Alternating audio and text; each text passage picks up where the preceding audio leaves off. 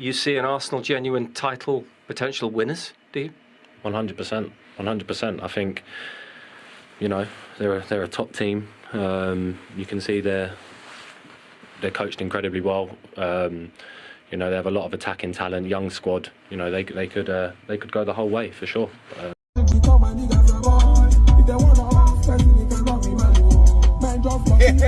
Declan Rice.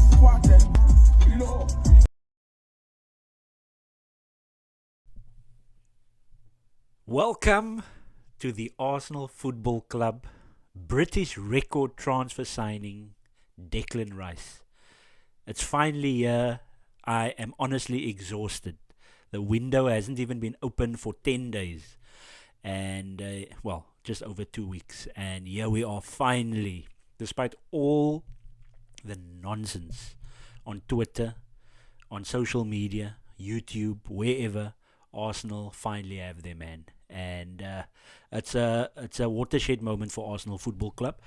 Yes, you can look at Manchester City's bid. There's lots of conspiracy theories going around that one of them, and it's something to think about, where one of the former Arsenal ladies players and now either a CEO of a director or a director of football at one of the lesser football clubs in the WSL, and she came up with this thing and said, well, it actually does happen.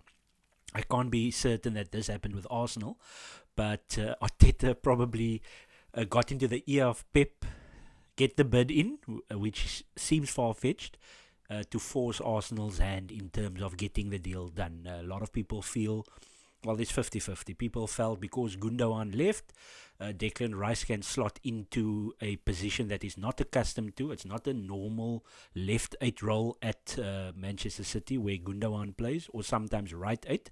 So they play a little bit differently, and he would need to play in the Rodri position. And Rodri is brilliant for Man City. So it never really made sense. Another conspiracy is Man City don't want Arsenal to, get to that next level. So they're going to now go and bid for the player. But actually the fact that they did bid for the player actually helped Arsenal. It's been rumoured, and it's one of the millions of stories of stories from all over, that Declan Rice wanted Arsenal. He had conversations with Arteta and Edu quite some time ago. His father, who is, I'm sure, handling all his business as well, also had chats with Arsenal. And we obviously only know the tip of the iceberg when it comes to big deals like this.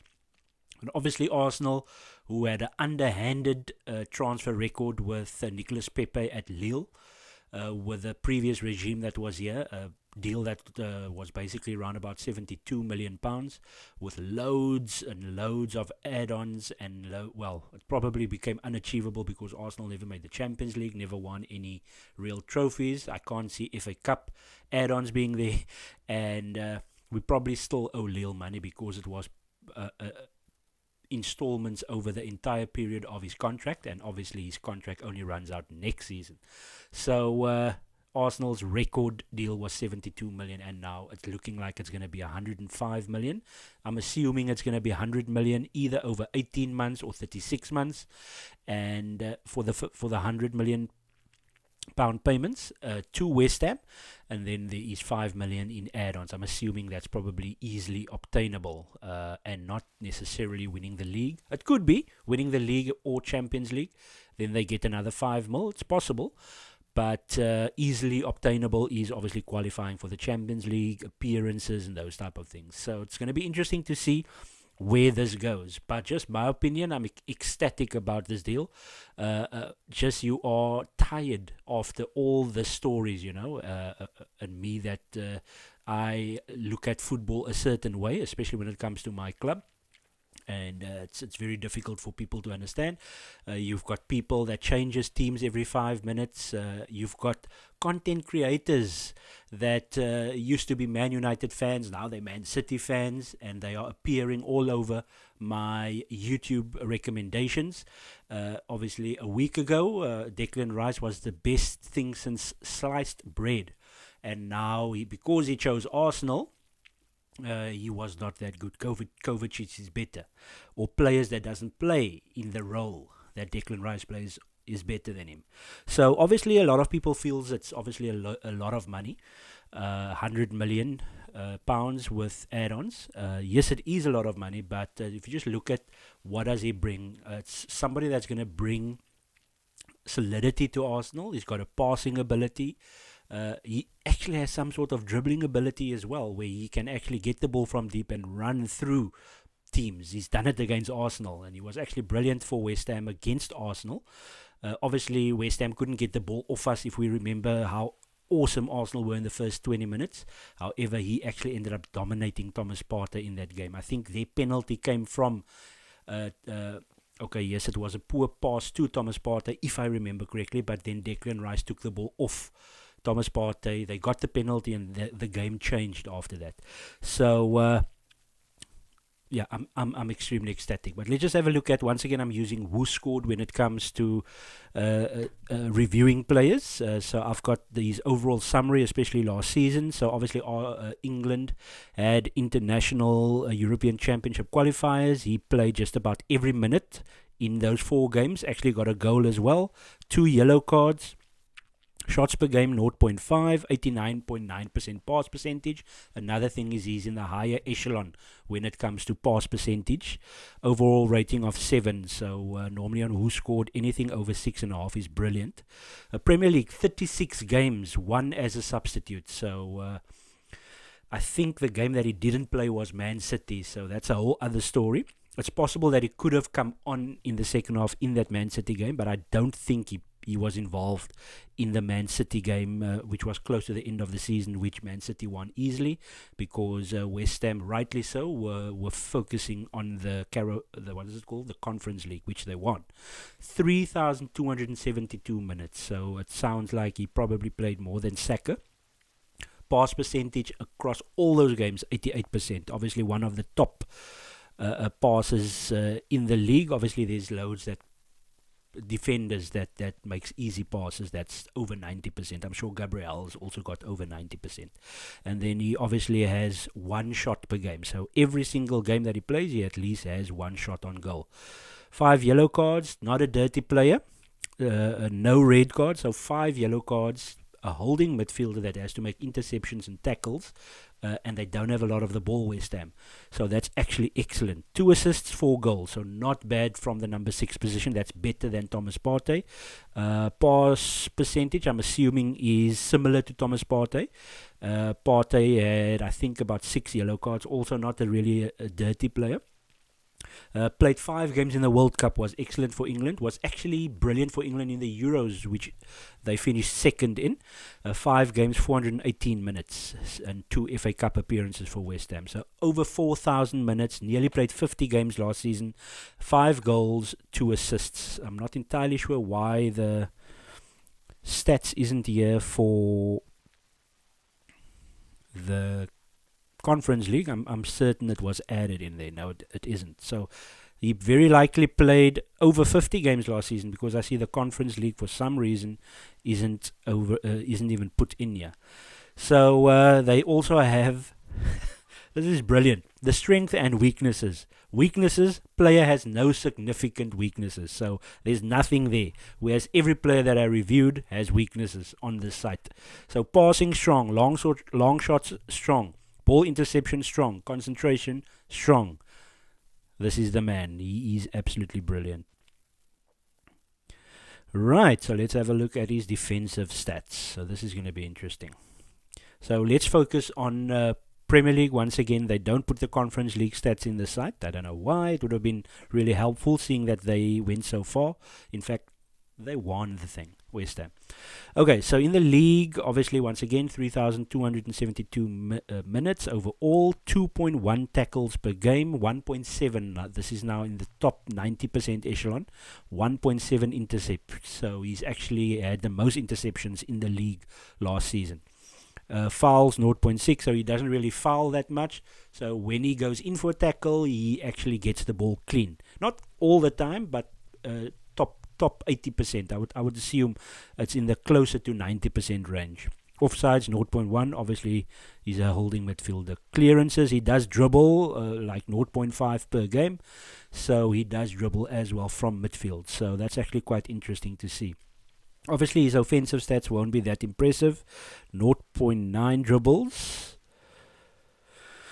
per game. He is fouled 0.3 times per game. Has a very good rating when it comes to overall. So obviously his overall rating is around about 7 out of 10. So that's obviously very consistent. Remember, he has played from the players that played the most last season. Obviously there's quite a few players that played every single game, surprisingly.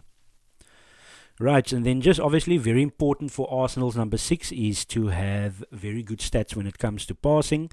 So key passes in the Premier League, 1 per game. So every single game that he played 36 games, 1 as a substitute. So that's 37 out of 38 appearances. He has 1 key pass per game in the deep number 6 role.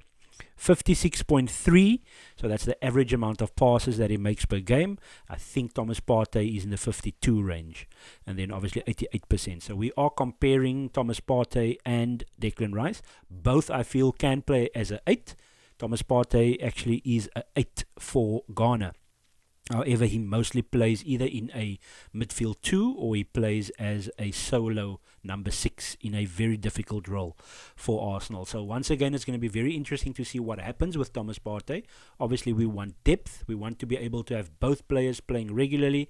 We want them to possibly play together. One has to be a 8, one a 6. We just bought Kai Havertz, so he will obviously play as a 8, a 10 and a 9.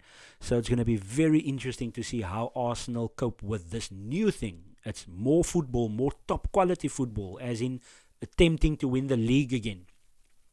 So challenging for the league again, and not just being a team that gets knocked out of the first round in the Champions League. So we don't want to be in the Europa League come February next year.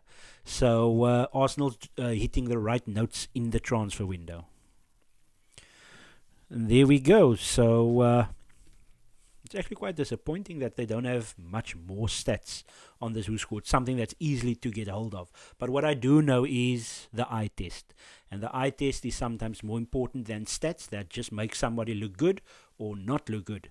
The reality is that this guy is very close to world class, if not in that vicinity, when it comes to the role that he plays. Let's not look at he's been at West Ham. Remember, West Ham, very likely, especially in the negative way that Moyes plays, will have between 30 and 45% ball on average during a season. So he's obviously got to do a lot of work. He's got stamina. He's actually got speed for a holding midfielder. Whereas Thomas Partey is seen as the octopus. He seems to be in the right place at the right time. This guy's in the right place and the right time. However, he's very progressive in his passing as well. I do see the possibility of him and Thomas Partey playing together. I can see Thomas Partey maybe sometimes playing that weird right back role. And so not necessarily Timber if he signs, or a Ben White playing on the right. But you could have a situation where Thomas Partey plays there. Maybe not. Maybe it is true that Thomas Partey will leave. But once again, we can't have a situation where Xhaka and Thomas Partey, 2 of our 3 key midfielders from last season, are both sold in the same window. There's conflicting reports that Thomas Partey wants to leave, but wants to stay in Europe. And the teams linked cannot afford what Arsenal wants. Obviously, the Saudi teams are looking at him. Funny enough, the only team whose players are being quoted with installments are Arsenal. So once again, there's this growing theme on Twitter over the last decade or so that Arsenal's the only team that does deals in installments. Every single deal gets done in installments, other than maybe a 10 million deal or so. Even Trossard is done in installments, and he wasn't that expensive. So, I'm sure Jorginho was paid. We paid that in one go, plus add-ons. So yeah, I'm extremely excited about this deal. There's some amazing stories coming out of the online sphere of how excited Arsenal fans are. We can't be in a situation where we are concerned about the fee, because at the end of the day, we were up against Manchester City. We had to go high. We really needed to get this deal done. There was times where it looked like it wasn't going to get done. But there's certain people out there that's adamant that he wanted Arsenal and Arsenal only. And that, at the end of the day, is the most important thing. With regards to how Arsenal will line up, so when I say line up, I'm referring to the Community Shield, which is when we basically need to have our team sorted, and it's going to be very interesting to see. Obviously, if you think about it, will Thomas Partey now suddenly not play? That's if he's staying. Will he suddenly not play in terms of right from the start? And if he does play alongside Rice, who's going to play the left 8 role? That's going to be interesting to see. Are Arsenal going to tweak the lineup a little bit, where you've got two slightly deeper midfielders that works really hard, and then you've got inverted fullbacks, and then possibly interchange Odegaard, Vieira, Smith Rowe, Havertz with Jesus, Saka and Martinelli. It's going to be fascinating to see in pre-season how Arsenal puts this team together. Very likely that we're going to be signing Jurien Timber from Ajax, so that will probably be the next reaction video. And then also, or he will probably sign before, no, I think he will sign after us. And then obviously we've just confirmed Kai Havertz as well. So Arsenal, we are hitting the right notes early. Remember, pre-season is going to be early July, early to mid-July. We've got Nuremberg, I think, on the 13th of July. And then we go to America. So we're probably 9th, 10th, 11th, round about there, going to the Adidas headquarters in Nuremberg, like we did last season. And our first game is against Nuremberg. As we remember, Gabriel Jesus, I think he had a goal or 2 goals and an assist in a 5-3 win. Once again, it's going to be all that excitement. And Kai Havertz, Declan Rice, hopefully, and Timber will all join the US tour. We are playing Man United, Barcelona, and the MLS All-Stars on the 20th of July as well. Welcome to Arsenal, Declan Rice. Come on, you Gunners. VIP. Let's kick it. Rice, rice, baby. Rice, rice, baby. Alright, stop. Collaborate and listen. Rice is back with my brand new invention. Something got a hold of me tightly. Flow like a harpoon, daily and nightly. Will it ever stop, yo? I don't know. Turn off the lights, yo. And I'll go to the extreme. I rock a mic like a vandal. Light up the stage and wax a light like a chapel. Gonna resonate boom, killing that brain with the vigilance mushroom deadly. When I play it, don't remedy. Anything less is the best, it's a felony. Love it, I hate it, I renegade way. You better hit the rules and the kid don't play. And if there was a problem, yo, I'll solve it. Pick out the right with my DJ result. Rice, rice, baby. Rice, rice, baby. Rice, rice, baby. Thank you, sir.